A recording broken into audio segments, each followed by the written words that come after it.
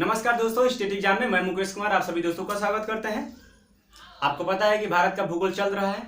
आज हम देखेंगे भारत के भूगोल में जीवमंडल कैसा है, इसका अंतर्गत कौन कौन से क्षेत्र आते हैं, जैसे में कि पार्क हुआ, राष्ट्रीय उद्यान हुआ। उसके बाद कहाँ कहाँ कौन सा पार्क है, किसके किसके लिए महत्वपूर्ण है, ये देखेंगे। बाघ परियोजना कब चलाया गया और हाथी परियोजना कब चलाया गया दोस्त, ये देखेंगे। चलिए समय को बर्बाद न करते हुए दोस्त पहला चैप्टर हम पहला आपके सामने देख लेते हैं। जीवमंडल शब्द की उत्पत्ति 1885 में हुई। चलिए दोस्त समय को बर्बाद न करते हुए ध्यान से देखिएगा और आपसे गुजारिश है कि कृपया करके आज आप नोट बनाते रहिएगा दोस्त। नोट बनाने से ये होगा कि आप देखते रहेंगे और आराम से आपका काम चलता रहेगा। चलिए दोस्त देखते हैं जीवमंडल, याद रखिएगा दोस्त जीवमंडल। चलिए देखिए, जीवमंडल शब्द का सर्वप्रथम प्रयोग 1885 में ऑस्ट्रियन भूवैज्ञानिक एडवर्ड सुएज ने किया था। ये याद रखिएगा, एडवर्ड सुएज ने किया था। ये महत्वपूर्ण है दोस्त आपके लिए। आगे चलिए देखते हैं दोस्त, जीवमंडल आरक्षित क्षेत्र को 3 भागों में बांटा गया है। केंद्रीय क्षेत्र, बफर क्षेत्र, संक्रमण क्षेत्र। आप लोग समझ रहे हैं इसके बारे में? देखिए मैं आपको समझा रहा हूं। देखिए यहां आपको लिख रहा होगा, ये पृथ्वी, ये और ये सब ये केंद्रीय भाग हो गया। ये पहला भाग केंद्रीय हो गया, दूसरा बफर क्षेत्र हो गया और तीसरा संक्रमण क्षेत्र हो गया। देखिए इसी में देखिए आगे देखिए केंद्रीय, ये आपको लिखा गया। देखिए केंद्रीय क्षेत्र में जैविक विविधता के लिए अत्यंत उपयोगी है। मतलब केंद्रीय क्षेत्र इसका जैव विविधता के लिए अत्यंत उपयोगी है दोस्त, याद रखिएगा। चलिए आगे देखते हैं। भारत में अभी तक ये याद रखेगा 18 जैवमंडल आरक्षित क्षेत्र स्थापित किए जा चुके हैं। 18वां मध्य प्रदेश में स्थापित, भारत में अभी तक 18 स्थापित किया गया है और 18वां है जो दोस्त आपका मध्य प्रदेश में किया गया है, याद रखिएगा। चलिए दोस्त आगे देखते हैं। यूनेस्को विश्व नेटवर्क पर मान्यता प्राप्त स्थल, मतलब यूनेस्को धरोहर में जितना मान्यता प्राप्त है भारत का स्थलों का, कुछ 2-3 पॉइंट, मतलब है तो बहुत लेकिन 2-4 देख लीजिए। जिसमें कि पहला नीलगिरी, दूसरा सुंदरवन, तीसरा नंदा देवी, कंचनजंगा 2018 में, इसलिए इसको याद रख लीजिए क्योंकि जो अंत में जुड़ता है यही पूछा जाता है। 2018 में कंचनजंगा जो सिक्किम में है दोस्त, याद रखिएगा आप लोग। आगे देखिए वन्य जीव अभ्यारण्य दोस्त, वन्य जीव अभ्यारण्य ऐसे सवाल पूछता है कि वन्य जीव अभ्यारण्य कब आया था या कब शुरू हुआ था? 1972 में, ये याद रखिएगा। ये 1972 में याद रखिएगा। वन्य जीव संरक्षण अधिनियम पारित किया गया था। देखिए बोर्ड के अध्यक्ष पूछता है कि वन्य जीव अभ्यारण्य के जो बोर्ड होता है उसके अध्यक्ष कौन होते हैं दोस्त? तो हमारे प्रधानमंत्री होते हैं, याद। ये तो और इंपॉर्टेंट है, याद रखिएगा प्रधानमंत्री। आगे देखिए इसी के अंतर्गत नेशनल पार्क होता था वन्य जीव अभ्यारण्य की स्थापना हुई है। ये परिभाषा के लिए आपको मैं बता दिया हूं कि जो ये वन्य जीव अभ्यारण्य 1972 वन्य जीव संरक्षण अधिनियम के द्वारा ही वन्य जीव और पार्क का स्थापना हुआ है। और आगे देखिए भारत का सबसे बड़ा राष्ट्रीय उद्यान हेमिसाई, याद रखिएगा। भारत का सबसे बड़ा राष्ट्रीय उद्यान हेमिसाई है दोस्त, जो कि ये लेह में। लेह कहाँ है? जम्मू कश्मीर के बगल वाला तो कट गया है ना, याद रखिएगा।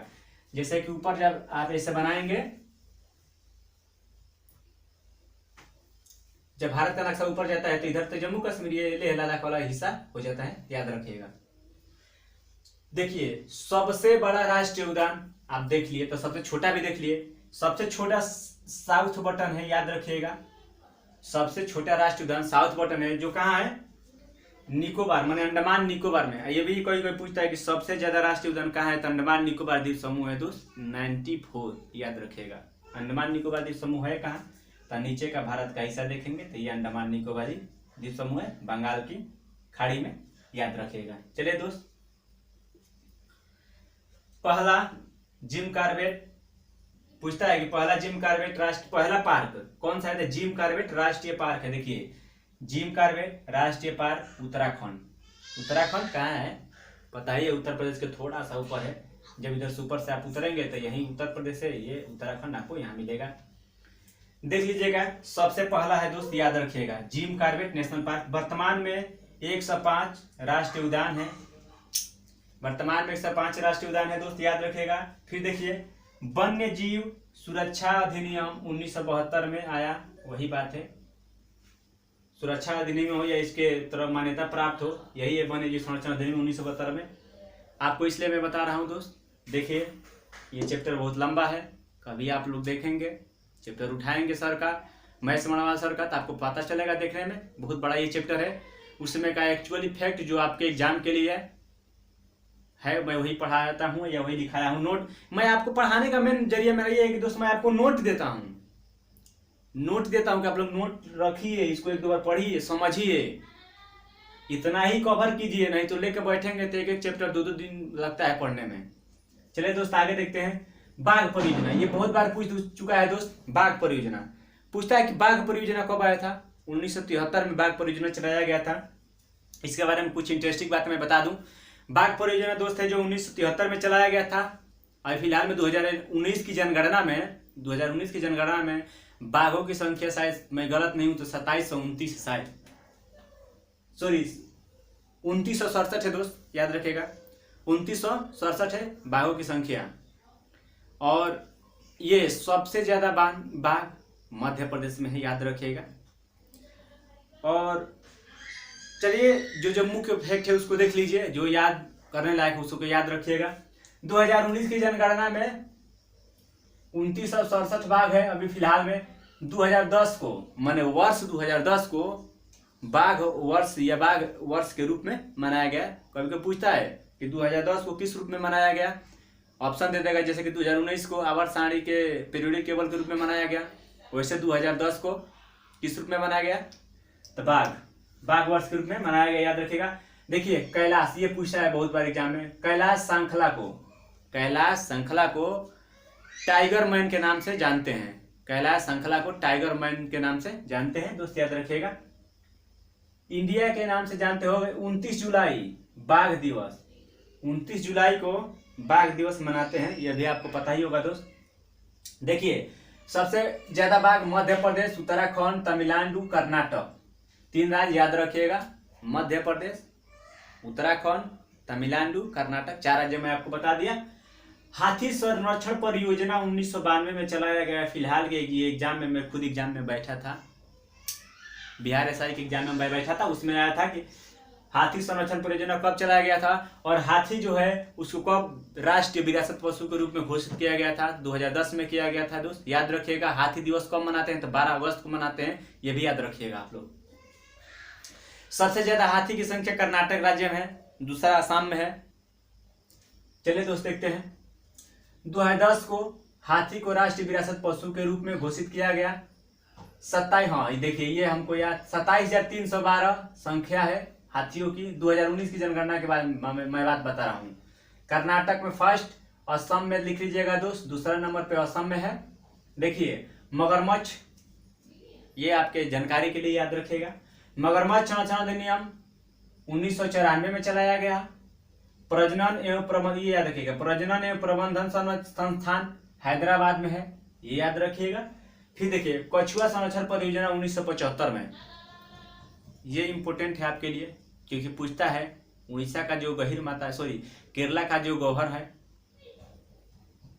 नहीं दोस्त मिस्टेक है, उड़ीसा का ही है ये जो इसका एक कछुआ है, रिडिकल कछुआ, मतलब सबसे मुख्य प्रणाली है वो।